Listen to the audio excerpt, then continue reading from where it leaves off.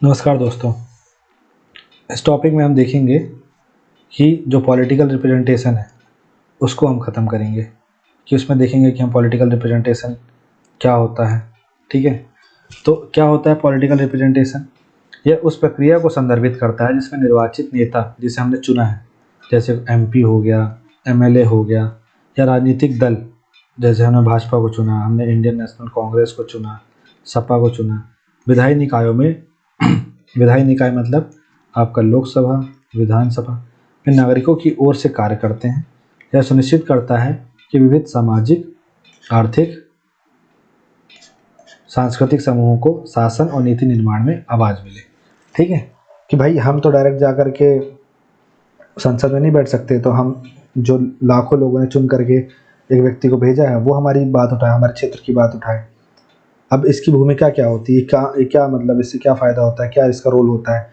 तो इसका रोल होता है कि नागरिकों की आवाज़ उठाता है और सड़क से संसद तक आवाज़ जाती है। तो लोगों की चिंताएं, लोगों की मांगें, लोगों की आकांक्षाएं, लेट सपोज आप हम ऐसा देखें कि मध्य प्रदेश में लेट सपोज जैसे रीवा वाला क्षेत्र हो गया, ठीक है, तो इधर से कौन है एमएलए? बहुत से विधानसभा सीटें हैं, पर मान लीजिए राजन शुक्ला जी हैं जो डिप्टी सीएम हैं, इनको मान लेते हैं। अब रीवा में लेट सपोज मान लीजिए अभी जो श्याम साई मेडिकल कॉलेज है, लेकिन अब रीवा में ऐसी डिमांड हो रही है कि हमें एक और मेडिकल कॉलेज चाहिए क्योंकि ये अभी से बहुत वेटेज हो गया है। तो अब यहाँ के लोगों ने इसके लिए प्रोटेस्ट करने से पहले राजन शुक्ला जी के पास गए, उनसे मांग करी, उनको ज्ञापन सौंपा। ठीक है, अब 5 साल तक के चुने गए हैं, तो अब इसमें 1 साल 2 साल इन्होंने ध्यान नहीं दिया, पर एक बार बहुत ज़ोर से मतलब आवाज़ उठाई गई, मांग करी गई। फिर राजन शुक्ला जी ने इस मैटर को कहाँ रखा? विधानसभा में रखा कि भाई रीवा शहर में मांग की जा रही है कि एक मेडिकल कॉलेज और होना चाहिए। उसके वो कारण देंगे क्यों होना चाहिए। ठीक है, और उसके बाद फिर इस तरीके से जो रीवा क्षेत्र के वो नागरिक हैं, मतदाता हैं, उनकी आवाज़ सड़क से संसद तक, विधानसभा तक पहुंच गई। इस तरीके से काम करता है। फिर पॉलिसी फॉर्मेशन, निर्वाचित नेता सार्वजनिक हितों के आधार पर कानून, विनियम, विकास नीतियों को आकार देते हैं, जैसे ग्रामीण रोजगार के लिए मनरेगा। तीसरा, समानता सुनिश्चित करना। Political representation SC, ST, OBC, महिलाओं, अल्पसंख्यकों जैसे हाशिए पर पड़े समूहों को सशक्त बनाता है, एम्पावर करता है कि मतलब इनकी आवाज़ भी जो है संसद तक पहुँचे, और इनकी आवाज़ संसद तक पहुँचे इसके लिए वे संसद में के लिए सीटें भी आरक्षित की जाती हैं। ठीक, इसके अलावा और क्या होता है? इसके अलावा और होता है जवाबदेही को बढ़ावा देना।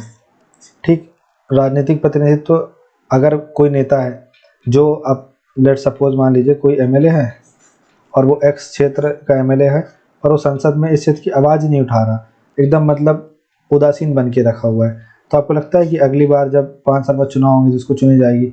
नहीं चुना जाएगा। लेकिन अगर ये प्रश्नकाल में तीखी बहस करता है, अपने विधानसभा के मुद्दे उठाता है, उनके प्रति जवाबदेह है मतदाताओं के प्रति, और यह सुनिश्चित करता है कि वो जिम्मेदारी और नैतिकता से काम करे। ठीक, फिर सामाजिक एकीकरण। पॉलिटिकल रिप्रेजेंटेशन समावेश को बढ़ावा देकर क्षेत्रीय, जातीय, सांस्कृतिक मतभेदों को पाटता है, जैसे स्थानीय मुद्दों का प्रतिनिधित्व करने वाली क्षेत्रीय पार्टियां। ठीक है, क्षेत्रीय पार्टियां क्या करती हैं? क्षेत्र विशेष, जैसे गोंडवाना गणतंत्र पार्टी हो गई, ठीक है, जैसे अपना दल हो गया, ये सब क्षेत्रीय पार्टियां हैं। तो ये सब क्या करती हैं? ये सब अपने क्षेत्र की आवाज़ संसद तक पहुंचाती, विधानसभा तक पहुंचाती हैं। अधिकारों और स्वतंत्रता की रक्षा करना।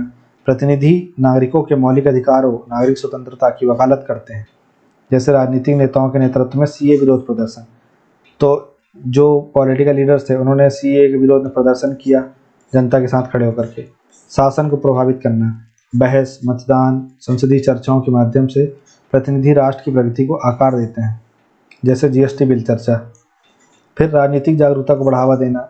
वर्तमान में आप इसमें वक्फ अमेंडमेंट पर चर्चा। राजनीतिक प्रतिनिधि नागरिकों को शामिल करते हैं, लोकतंत्र में भागीदारी को प्रोत्साहित करते हैं, जैसे चुनाव अभियान, सार्वजनिक जागरूकता बढ़ाते हैं। तो ये तमाम चीज़ें जो हैं पॉलिटिकल रिप्रेजेंटेशन में आपके आती है। अब नागरिक जो है कैसे निर्णय प्रक्रिया में, जैसे निर्णय लेने में नागरिक की भागीदारी कैसे होती है? तो भाई वो मतदान देगा कि मैं ए आदमी को चुनूँ, कि बी को चुनूँ, कि सी को चुनूँ, कि डी को चुनूँ, या ए पार्टी को चुनूँ, या बी पार्टी को, या सी पार्टी को। इस तरीके से वो मतदान देता है।